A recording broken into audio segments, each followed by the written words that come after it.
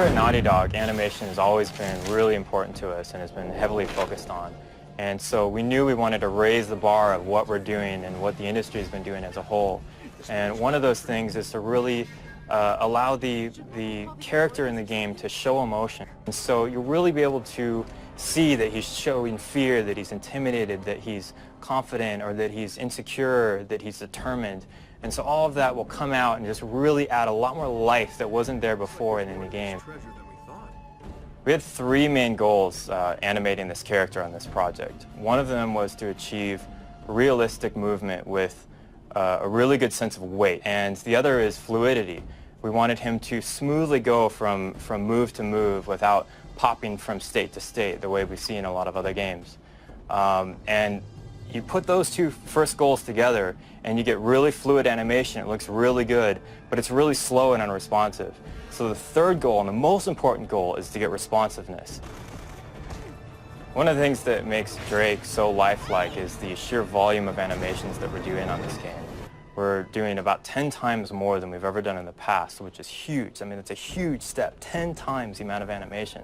With the variety that we're adding, the layers that we're adding on top, to try to mask all that so you don't see the same thing, and you see a lot of organic nature of the character, and that really gives it this humanness.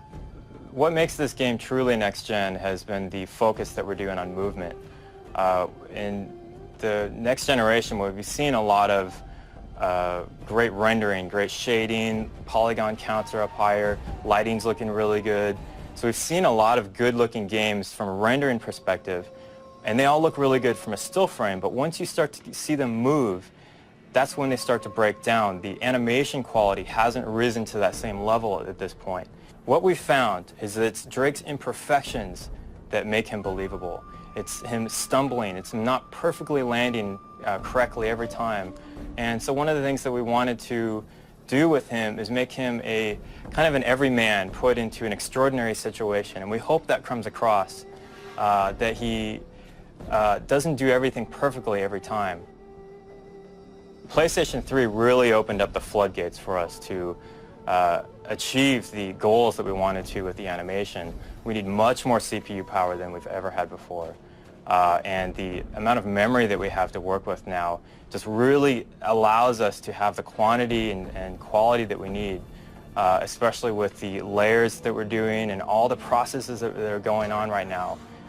It just could not be done in any other way. And if we can do that, then we can tell more of the story during gameplay while he's in the middle of action and while the player is actually going through the levels and going through the game. In the past, the line between cinematics and gameplay has been very clear. You play the game and then you go into a storytelling moment, then you play the game again. What we're trying to do with Uncharted is to blur that line a little bit more so that you'll be playing the game along and things start happening around you as you're playing, so you're still interactive. A lot of the ways that we're able to tell the story is through the environment, through the other characters in the scene.